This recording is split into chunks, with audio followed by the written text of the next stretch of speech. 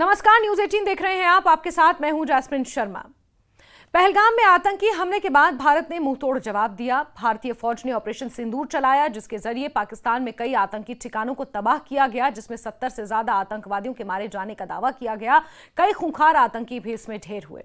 इसके बाद पाकिस्तान ने सीज फायर का उल्लंघन करते हुए जम्मू कश्मीर में कई जगह गोलीबारी की, रॉकेट दागे, लेकिन भारतीय फौज ने इन हमलों को भी नाकाम बना दिया, जिसमें पाकिस्तान के कई कुख्यात आतंकी मारे गए थे, जिस वजह से पाकिस्तान बौखलाया हुआ था और कई मुहानों पर पाकिस्तान खुद को हारता देख सीज फायर की मांग करने लगा, उसके लिए गिड़गिड़ाने लगा। शहबाज शरीफ की अगुवाई वाली संघीय मंत्रिमंडल ने आर्मी चीफ सैयद आसिम मुनीर को फील्ड मार्शल के पद पर अब प्रमोट करने को मंजूरी दे दी है। यह खबर तब आई जब पाकिस्तान कई मोर्चों पर मुंह की खा चुका है। कूटनीतिक तरीके से भी पाकिस्तान भारत की तरफ से पिट चुका है और मिलिट्री एक्शन में भी पाकिस्तान बुरी तरह से भारत से पिटने के बाद इस तरह की हरकतें और इस तरह की प्रमोशंस को अंजाम दे रहा है।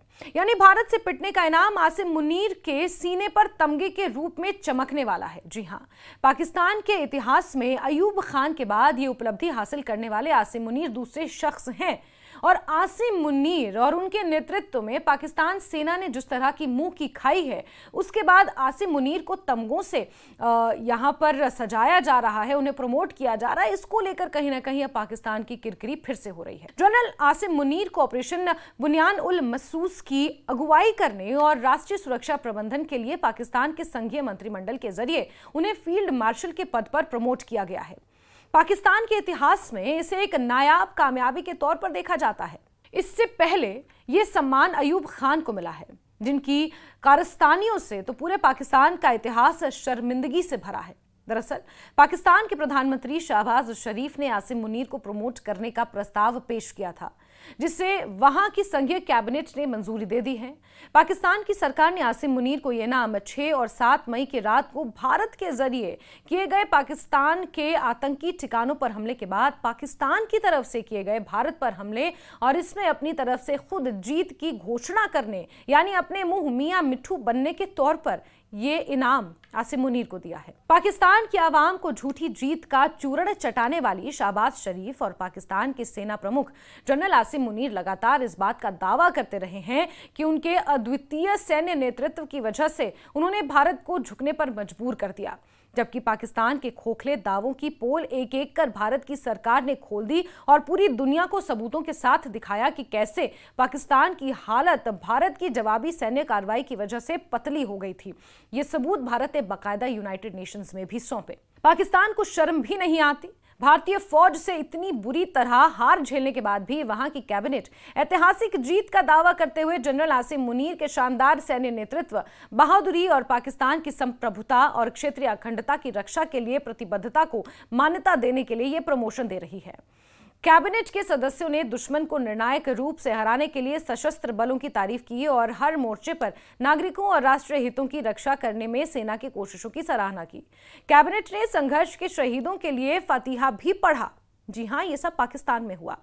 आतंकियों के मारे जाने पर पाकिस्तानी झंडे में उनके शवों को लपेटकर उनकी शव यात्रा निकालने और उनकी कब्र पर फातिहा पढ़ने वाला देश अब तक तो झूठी जीत का जश्न ही मना रहा था और अब अपने हार खाए सेनाध्यक्ष के सीने पर जीत के तमगे सजाने के साथ ही उसे प्रमोशन भी दे रहा है। पाकिस्तान में इससे पहले भी जिस अयूब खान को यह सम्मान मिला था, उसका इतिहास भी उतना ही काला रहा। अयूब खान को पाकिस्तान के पहले स्वदेशी सेना प्रमुख होने का सौभाग्य प्राप्त था। उसने 1951 से 1958 तक पाक सेना की जिम्मेदारी संभाली, जबकि 1958 में अयूब खान ने तत्कालीन राष्ट्रपति इस्कंदर अली मिर्जा को पद से बर्खास्त कर या कहें कि तख्ता पलट कर सत्ता हथिया ली। 1965 के भारत पाकिस्तान युद्ध के बारे में सब जानते हैं कि यह सोच अयूब खान की थी, लेकिन भारत से करारी हार के बाद पाकिस्तान में उनके खिलाफ बगावत हो गई और 1969 में उन्होंने इस्तीफा दिया, या यूं कहें कि इस्तीफा देना पड़ा। अयूब खान की पढ़ाई लिखाई AMU से हुई और उन्होंने द्वितीय विश्व युद्ध में ब्रिटेन की ओर से युद्ध किया। विभाजन के बाद वो पाकिस्तानी सेना में शामिल हुए। अयूब खान के नाम पाकिस्तान का पहला सैन्य शासक बनने का तमगा है। उनके शासन में भ्रष्टाचार और भाई भतीजावाद के खिलाफ जनता सड़क पर उतर आई थी। 1965 के राष्ट्रपति चुनावों में उन्होंने कथित धांधली कर जिन्ना की बहन फातिमा को हराया था। साल 1968 और 69 तक पूरे पाकिस्तान में अयूब खान के खिलाफ खूब आंदोलन हुए और इसी बीच उनको हार्ट अटैक आ गया, फिर पैरालिसिस अटैक आया और इसकी वजह से वो चलने फिरने के लायक भी नहीं रहे और चंद कदम की दूरी तय करने के लिए व्हील चेयर का सहारा लेना पड़ता था। मतलब आज तक जितने भी जंग हुई उसमें भारतीय सेना के हाथों करारी हार के लिए जिम्मेदार रहे पाकिस्तानी सेना अध्यक्षों की हमेशा ही मौज रही। वहीं जीत का झूठा दावा करते हुए चमचमाते तमगों से अपने सीने को वो लोग सजाते रहे। और इस फहरिस्त में एक और नाम जुड़ चुका है, जनरल आसिम मुनीर का। आसिम मुनीर की कुंडली भी जरा खंगाल ली जाए। साल 2018 तक आसिम मुनीर का आर्मी करियर शानदार चल रहा था। मार्च में उन्हें पाकिस्तान का दूसरा सबसे बड़ा नागरिक सम्मान हिलाल-ए-इम्तियाज दिया गया। 25 अक्टूबर 2018 को उन्हें आईएसआई का डीजी बनाया गया, लेकिन 8 महीने बाद ही जून 2019 में उन्हें हटाकर उनकी जगह लेफ्टिनेंट जनरल फैज हमीद को आईएसआई का नया डीजी बना दिया गया और मुनीर को गुजरांवाला में XXX कोर में बतौर कमांडर तैनात किया गया।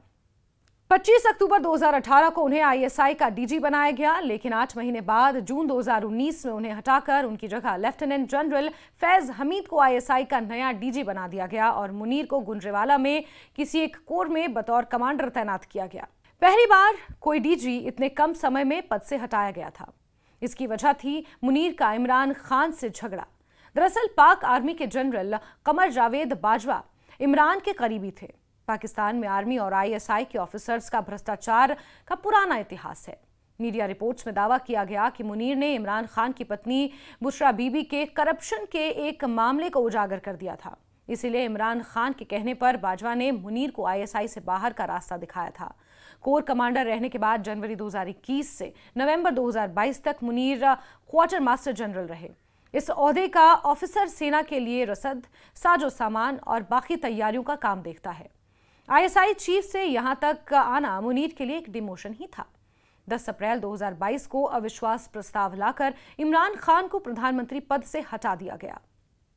इसके पहले भी वो पीएम हाउस छोड़ चुके थे। अगले दिन नवाज के छोटे भाई शहबाज शरीफ प्रधानमंत्री बन गए। मुनीर शहबाज का करीबी है। 27 नवंबर 2022 को मुनीर आर्मी से रिटायर्ड होने वाला था, लेकिन शहबाज शरीफ उन्हें आर्मी चीफ बनाना चाहते थे।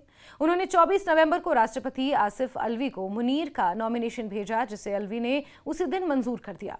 29 नवंबर 2022 को बाजवा को हटाकर मुनीर को पाक आर्मी का नया चीफ बना दिया गया।